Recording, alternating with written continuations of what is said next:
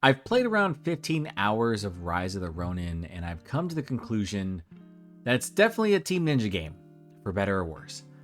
I feel like every time a Team Ninja game is discussed, you either love the game or you hate it. This is a developer known for making very punishing games that emphasize flexibility in combat, but also demanding precision when it comes to guarding, dodging, and parrying. All of that is true here, and I think it translates well into an open world. And you don't have to beat yourself up either. If you don't want to play this on the highest difficulty, you don't have to. Which is nice because who wants to continuously die against dual blade elites or bosses? I know I don't, because why do they have so many follow-ups? When is it my turn? In this video, I'm going to provide my overall thoughts about the game and whether or not Team Ninja nailed its ambitions, because there's a lot here to really like and there's a lot that can be worked on. Let's dive in. Combat in Rise of the Ronin is all about breaking posture and punishing when you are given the opportunity. There are a multitude of weapons to select from, and each come with multiple styles that you can level up, and each of these styles have their own skills. You can also learn new styles by going out on missions and defeating criminals or elite enemies. And listen, I'm not going to go into much detail about this, but combat is great, the violence is over the top, and the finishers are genuinely entertaining, especially the pistol. Being able to finish any enemy with the pistol is just disrespectful and hilarious. They all look disgusted that you brought a gun to a sword fight, and I'm all for it.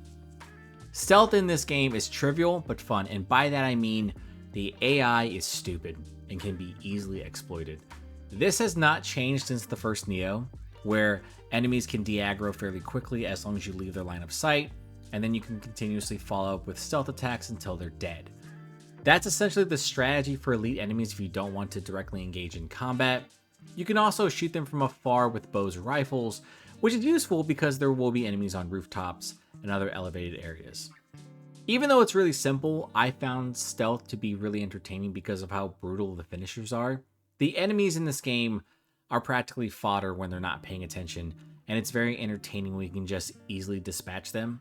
If you do happen to miss a stealth kill because of jank, which for whatever reason on different surfaces sometimes it just won't work, it can be frustrating and really jarring, but overall I think stealth is a really good time.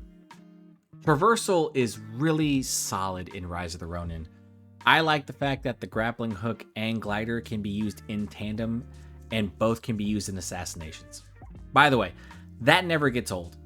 Being able to throw enemies as violently as possible into other enemies is a lot of fun, and you should do it as often as possible. While I think the animation for grappling enemies for assassinations is janky, it is a very useful ability when you are sneaking around. Gliding into areas to assassinate enemies is very entertaining, and once you unlock the ability to chain assassinations, go ahead and just group them all up. Enemies in the immediate vicinity get frightened, and being able to get rid of groups is just the way to go. Any game that gives me a glider or grappling hook early is immediately a decent game in my books, and if they both serve multiple purposes and can be used in tandem, that's just brownie points. And that's all because I am a very simple man. In addition to the grappling hook and the glider, you can also travel via horseback, and this is just a faster means of transportation. But what is cool is that you can glide and then call your horse, so once you are out of stamina from gliding, you can drop onto your horse and continue on like the badass you are. I do it all the time. I don't know why. I don't even have to do it, but it's just fun watching the horse line up perfectly underneath you, and then you just drop off and roll on. And this is going to be a more quote-unquote grounded Team Ninja game, right? But you can still do some really cool, outlandish shit. And as an aside, I've seen a number of criticism levied at the horse animation and the physics and stuff. I'm like, guys, I don't know if you've played a Team Ninja game. They have never been that detailed when it comes to physics. There's always jank, and there's jank here. You just have to accept it. I just didn't understand it. Moving on to the open world, this is a historical Japanese setting with authentic locations that you can visit and explore. I think the open world for the most part is fine, and visually, I think being out in the wild is far more interesting than being in some cities and towns. I'm not a visual stickler by any means. I'm not a snob about this type of stuff, and really I don't think any Team Ninja game can be considered great visually, but the game can look really good when you are out exploring. There's a lot of pop in, but there's a lot of popping in a lot of open world games. Now, when it comes to the activities you can do in the open world, I don't think there's anything that really stands out. You have shrines to pret for more skills, photography challenges, public orders to eliminate groups of enemies and potential criminals, gliding challenges, and more. You can also find cats to pet, which will give you a form of mission currency. And listen, I don't know.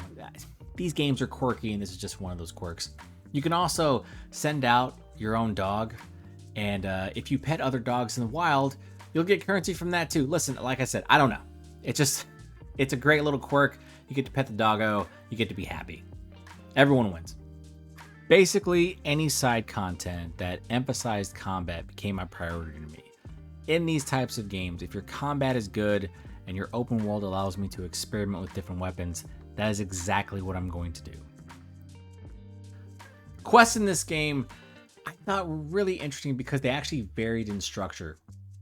Some are going to require you to make choices with different factions, and this will have an impact on the region you're in.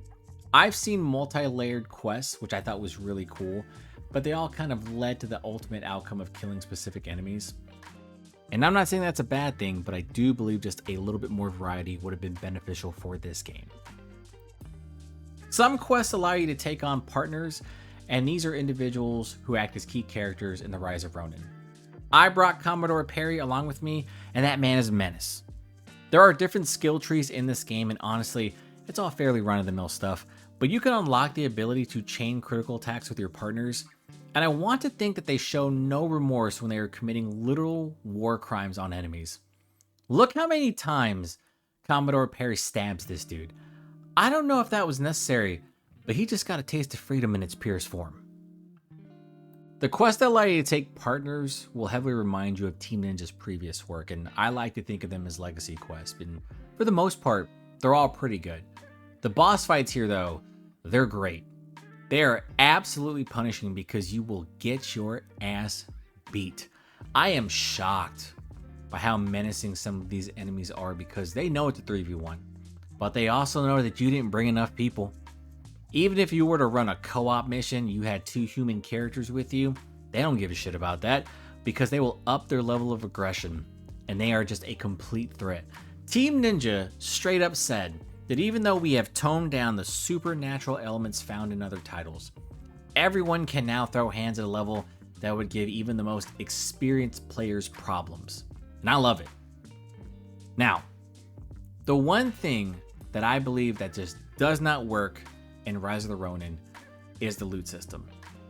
There's just too much of it, and the amount of loot gained can be overwhelming, primarily because any enemy you kill can drop loot, and some of them will drop legendary loot, and that is not restricted to elite enemies or bosses. I have had minor enemies drop legendary armor that was significantly higher than what I had, and while in my simple brain, I thought this was fine, once I sat back and thought about it, I realized that this would devalue the upgrade system. Upgrading in this game requires materials, and this can be found by simply exploring. You have an option to auto loot, which is a great quality of life feature in this game, but I've rarely upgraded because I will find new armor and weapons in the wild. Even if they are a part of a specific set that I favor, I may find items that will eventually replace them, and upgrading overall can be fairly costly. There are multiple forms of currency in this game, and sometimes you'll need to combine those currencies to upgrade.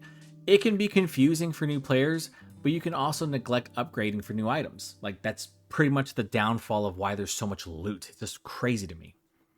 You unlock a home base early, and from there you can pick any piece of equipment to make up your appearance, so even if you were to prevent yourself from looking like a goofy sailor, which prompted me to have flashbacks, by the way, you can ensure that you can mix and match armor while maintaining a certain visual aesthetic.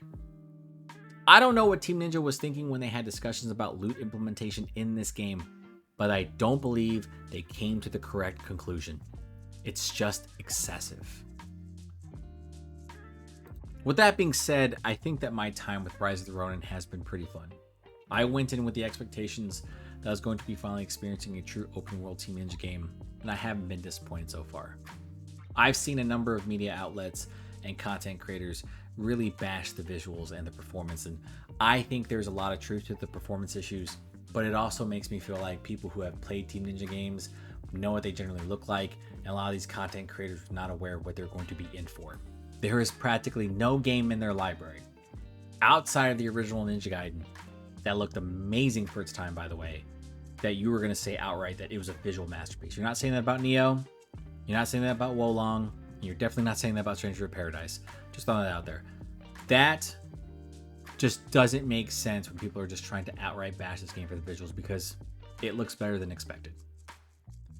I'm fairly certain, though, that the open world activities in this game are not going to hold my interest as I progress, but that's true for most open world games. What's here in Rise of Ronin is not a dynamic world. There are set events, and while what's here is fine, I would like to see future attempts by Team Ninja to be a bit more creative in regard to making the world more threatening and rewarding. Now, I didn't bring up the narrative, and I didn't want to get into spoiler territory, but I think what's here is actually pretty interesting.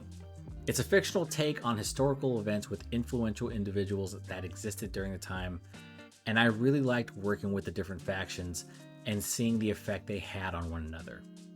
I've had characters comment on the work I do for the different sides, and seeing some of these characters appear as bosses is a nice detail. It adds far more weight to the story, which I was not expecting.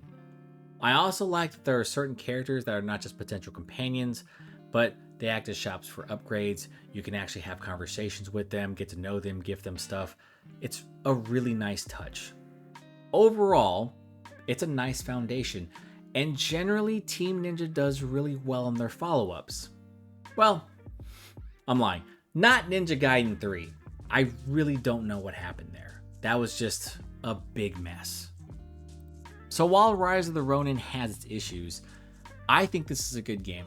And I think that the main quests and side quests are going to maintain their momentum moving forward, because the amount of interesting fights that you can have and all these different enemies they can throw at you, I think that right then and there is just going to continuously be exciting in that regard. I think that the open world is probably going to just fall off just a bit, because I'm going to be more interesting to see how the narrative ends up. But with that being said, I think that this game is going to receive a ton of praise from existing Team Ninja fans. I think a lot of people are just sitting there going like, more Team Ninja stuff? Thumbs up. Let's go. Taking a formula like that, like has been successful for your development team for like almost a decade now, and trying to make it accessible for a broader audience is a lot of work. And there's a solid foundation here. Being able to transfer a number of existing systems, and we're talking, I don't know how many games now. There's stuff from like Ninja Gaiden, there's stuff from Nioh, Wolong, Stranger to Paradise, and essentially you're trying to take all that and just pack it into this one game. Honestly, it's an impressive feat, because while not everything works as it should, what's here is better than I expected. Next time, and this is just a small tip for Team Ninja and also for Sony, don't release your game the same week as another hotly anticipated title. I don't know why Sony keeps doing this, but it's really dumb. It really is. Stop doing it. You're killing your own games. With that being said, though, let me know what you think about Rise of the Ronin in the comments below. And that's going to do it for this video. If you happen to like the content, please consider like, sharing, and subscribing. I'm Ken from Pixelated Thoughts, and please play Strangers of Paradise. Do it. Bye, everybody.